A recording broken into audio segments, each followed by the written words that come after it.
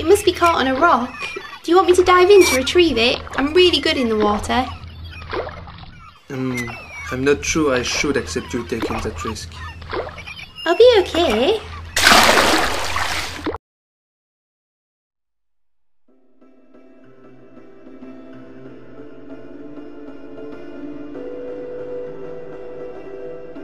Would you dance with me, please?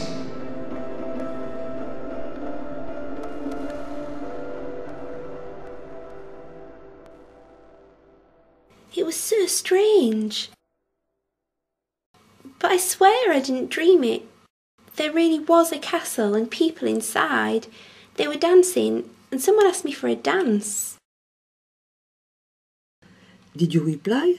No, I was too scared, I guess. Well, I didn't expect that. What you saw was a castle of the city of Ys. It's just a legend, Thierry.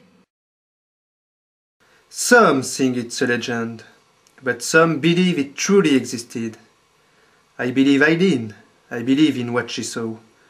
And she's not the first one to report something of this sort. But what happened? Why is this city at the bottom of the sea?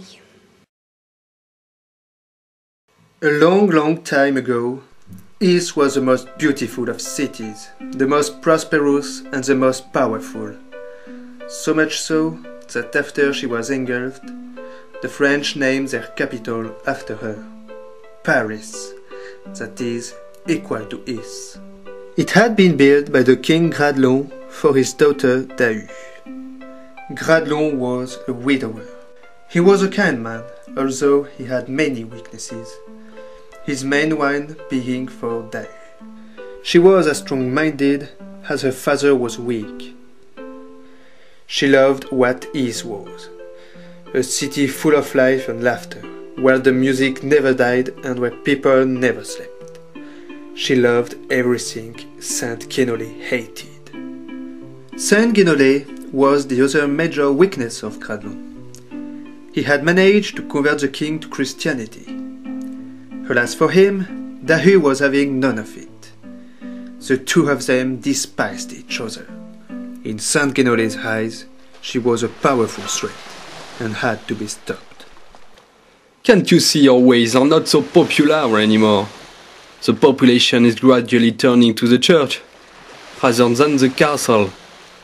Are you so blinded by your shameless behavior as to not realize that there are now more people at prayers than at your balls?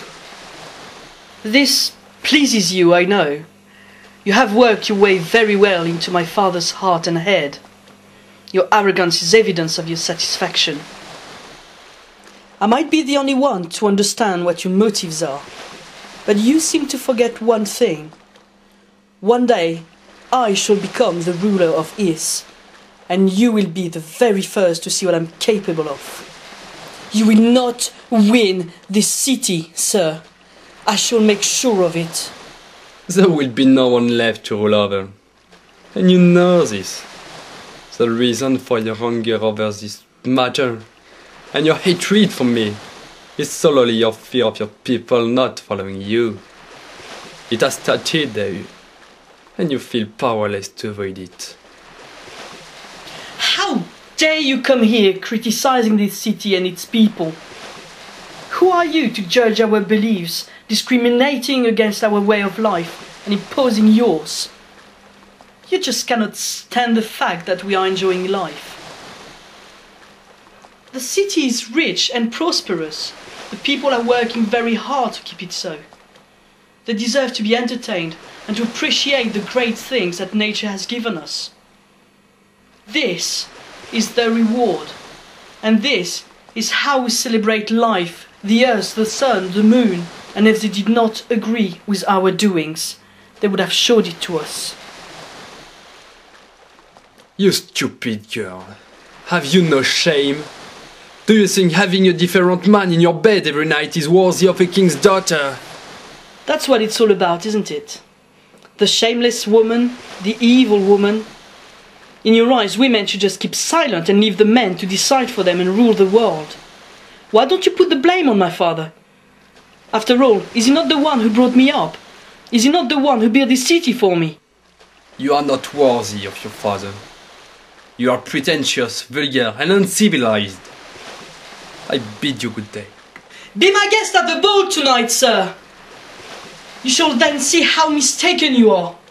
The ballroom will be full of people. You will not win.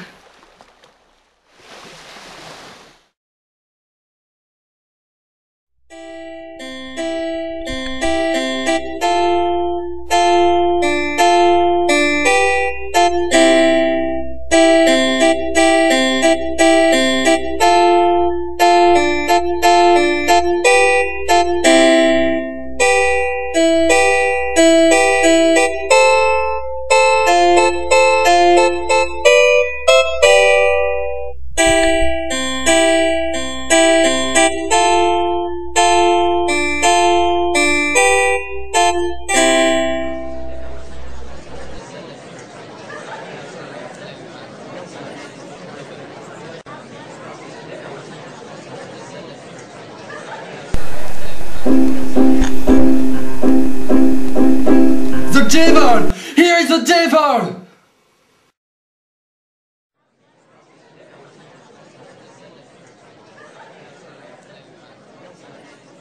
Welcome to Ys, sir. I gather you came here to be entertained. May this night be one that you shall remember. You must be thou, Princess of Ys, and daughter to the great King Gradlon. I thank thee for the warmest of welcomes. I join my daughter in welcoming you, sir. Please, consider this city as your own during your time among us. Your Majesty, I am your servant. Your Majesty, if I may, I believe this man is not to be trusted. Guénolé, my friend, you should not be so suspicious of every stranger. He seemed a rather friendly young man. Pardon me, but I reckon him to be the devil. Moreover, it is of the utmost importance that will prevent him and your daughter from becoming friends. In the name of God, your Majesty, we don't even know his name nor where he comes from.